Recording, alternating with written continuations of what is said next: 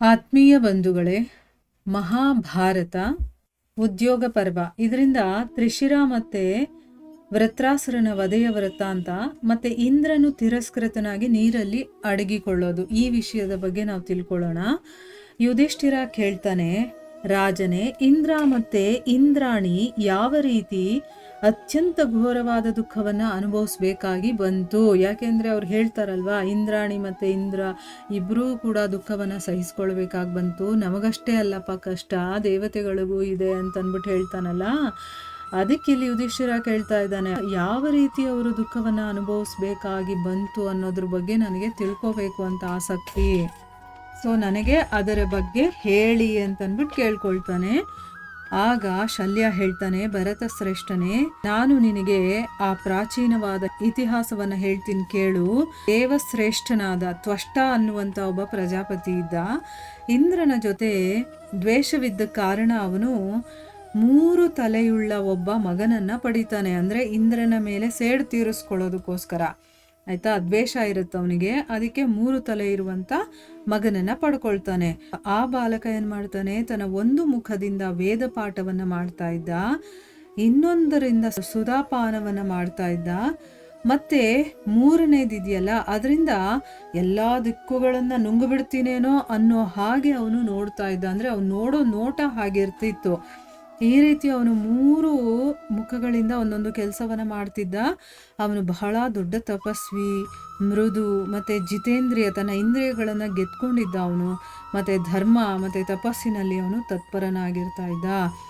ಅವನ ತಪಸ್ಸು ಬಹಳ ತೀವ್ರವಾಗಿರ್ತಾ ಇತ್ತು ಮತ್ತೆ ದುಷ್ಕರವಾಗಿರ್ತಾ ಇತ್ತು. ಅಂದ್ರೆ ಮಾಡೋದಕ್ಕೆ ಕಷ್ಟ ಆಗ್ಬೇಕು ಆ ರೀತಿ, ಅಂದ್ರೆ ಅಷ್ಟೊಂದು ನಿಷ್ಠೆಯಿಂದ ಅವನು ಮಾಡ್ತಾ ಇದ್ದ.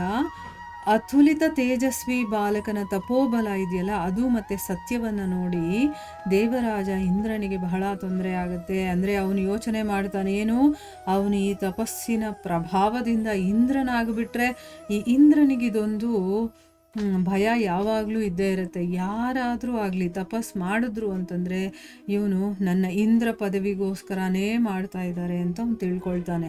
ಅದಕ್ಕೋಸ್ಕರ ಈಗ ಯೋಚನೆ ಮಾಡ್ತಾನೆ, ಇವನು ಇಷ್ಟು ದೊಡ್ಡ ತಪಸ್ ಮಾಡ್ತಾ ಇದ್ದಾನೆ ಅಂತಂದರೆ ಇದರ ಪ್ರಭಾವದಿಂದ ಅವನೇನಾದರೂ ಇಂದ್ರ ಆಗಿಬಿಟ್ರೆ ಅದಕ್ಕೋಸ್ಕರ ಈಗ ಇವನ ತಪಸ್ಸನ್ನು ಭಂಗ ಮಾಡಬೇಕಲ್ಲ, ಈ ತಪಸ್ಸನ್ನು ಬಿಟ್ಟು ಅವನು ಭೋಗಾಸಕ್ತನಾಗಬೇಕು. ಅದು ಹೇಗೆ ಅಂತ ಅಂದ್ಬಿಟ್ಟು ಅವನು ಯೋಚನೆ ಮಾಡೋದಕ್ಕೆ ಶುರು ಮಾಡ್ತಾನೆ. ಈಗ ಅವನು ಪದವಿಗೆ ತೊಂದರೆ ಆಗುತ್ತೆ ಅಂತ ಅವನು ಯೋಚನೆ ಮಾಡಿರೋದ್ರಿಂದ ಆ ತಪಸ್ಸನ್ನು ಹಾಳು ಮಾಡಬೇಕು. ಅದಕ್ಕೆ ಏನು ಮಾಡಬೇಕು ಅಂತ ಅವನು ಯೋಚನೆ ಮಾಡಿ ಅವನನ್ನು ಬಲೆಯಲ್ಲಿ ಬೀಳಿಸ್ಕೊಳ್ಳೋದಕ್ಕೋಸ್ಕರ ಅಪ್ಸರೆಯರಿಗೆ ಅವನು ಆಜ್ಞೆಯನ್ನು ಕೊಡ್ತಾನೆ. ಈ ಅಪ್ಸರೆಯರಿದಾರಲ್ಲ ಇವರೆಲ್ಲ ಇಂದ್ರನ ಒಂದು ಆಯುಧಗಳ ಥರ. ಮೊದಲು ಅವರನ್ನು ಚೂ ಬಿಡ್ತಾನೆ, ಅವರಿಂದ ಆ ಕೆಲಸವನ್ನು ಮಾಡಿಸ್ಕೊಳ್ಬೇಕು ಅಂತಂದ್ಬಿಟ್ಟು.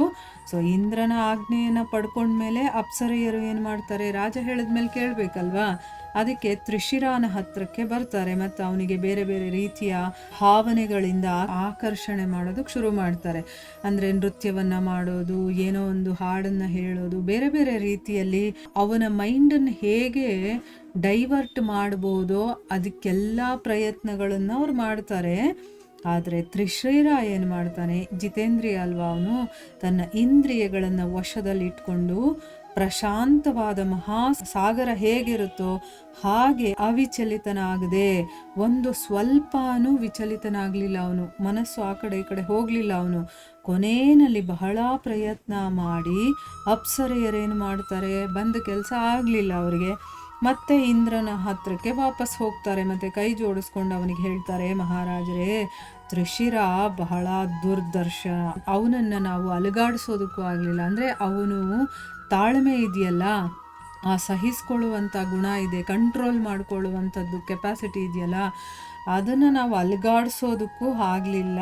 ಈಗ ಬೇರೆ ಇನ್ನೇನಾದರೂ ನೀವು ಮಾಡೋ ಹಾಗಿದ್ರೆ ಮಾಡಿ, ನಮ್ಮ ಕೈಯಲ್ಲಂತೂ ಆಗಲಿಲ್ಲ ಅಂತಂದ್ಬಿಟ್ಟು ಹೇಳ್ತಾರೆ.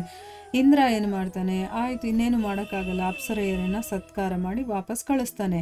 ಮತ್ತೆ ಅವನು ಸ್ವತಃ ವಿಚಾರ ಮಾಡ್ತಾನೆ, ಏನು ಅಂತಂದ್ರೆ ಈ ದಿನ ನಾನು ಅವನ ಮೇಲೆ ವಜ್ರಾಯುಧವನ್ನ ಬಿಟ್ಬಿಡ್ತೀನಿ. ಅಂದ್ರೆ ಅವನ ಹತ್ರ ಇರುವಂತ ಶಕ್ತಿಶಾಲಿಯಾದಂಥ ಅಸ್ತ್ರ ಅದು ವಜ್ರಾಯುಧ, ಅದನ್ನೇ ಅವನ ಮೇಲೆ ಬಿಡ್ತೀನಿ, ಅದರಿಂದ ಅವನು ತಕ್ಷಣನೇ ಸತ್ತು ಹೋಗ್ತಾನೆ, ನಷ್ಟವಾಗಿ ಬಿಡ್ತಾನೆ ಅಂತೆಲ್ಲ ಯೋಚನೆ ಮಾಡ್ಕೊಂಡು ಅವನು ಕೋಪದಿಂದ ಏನು ಮಾಡ್ತಾನೆ, ತ್ರಿಶಿರನ ಮೇಲೆ ತನ್ನ ಭೀಷಣವಾದಂತಹ ವಜ್ರದಿಂದ ಪ್ರಹಾರ ಮಾಡ್ತಾನೆ. ಅದು ತಗಲಿದ ತಕ್ಷಣ ಆ ವಿಶಾಲ ಪರ್ವತ ಶಿಖರದ ಹಾಗಿದ್ದ ಅವನು ಸತ್ತು ನೆಲದ ಮೇಲೆ ಬಿದ್ದೋಗ್ತಾನೆ. ಇದರಿಂದ ಇಂದ್ರ ಪ್ರಸನ್ನನಾಗ್ತಾನೆ ಮತ್ತು ನಿರ್ಭಯನಾಗಿ ಸ್ವರ್ಗಲೋಕಕ್ಕೆ ಹೊರಟೋಗ್ತಾನೆ. ಯಾಕಂದರೆ ಅವನು ಬಂದ ಕೆಲಸ ಮುಗೀತಲ್ವಾ. ಅವನೇನು ಅನ್ಕೊಂಡ, ತ್ರಿಶಿರನನ್ನು ಸಂಹಾರ ಮಾಡಬೇಕು ಅಂತ ಯೋಚನೆ ಮಾಡಿದ್ದ. ಆ ಕೆಲಸ ಮುಗೀತು. ಈಗೇನು ಮಾಡ್ದ, ವಾಪಸ್ಸು ತನ್ನ ಸ್ವರ್ಗಲೋಕಕ್ಕೆ ಹೊರಟು ಹೋಗ್ತಾನೆ. ಪಾಪ ಅವನು ಏನೂ ತಪ್ಪು ಮಾಡದೆ ತ್ರಿಶಿರ ಸಾಯ್ಬೇಕಾದಂಥ ಪರಿಸ್ಥಿತಿ ಬಂತು. ನೋಡಿ ಹೇಗಿದೆ. ನಾವು ಯೋಚನೆ ಮಾಡೋದ್ರಲ್ಲಿ ಏನಾದರೂ ತಪ್ಪಿದ್ರೆ ನಾವು ಮಾಡುವಂತಹ ಕೆಲಸ ಬೇರೆಯವ್ರಿಗೂ ತೊಂದರೆ ಕೊಡುತ್ತೆ, ಅದರಿಂದ ನಮಗೂ ಕೂಡ ತೊಂದರೆಯನ್ನು ನಾವು ತರಿಸ್ಕೊಂಡಂಗಾಗತ್ತೆ. ಸೊ ಇಲ್ಲಿಗೆ ನಾವು ನಿಲ್ಲಿಸೋಣ. ಇದರ ಮುಂದುವರೆದ ಭಾಗವನ್ನು ನಾವು ಮುಂದಿನ ಭಾಗದಲ್ಲಿ ತಿಳ್ಕೊಳ್ಳೋಣ. ಹರೇ ಕೃಷ್ಣ.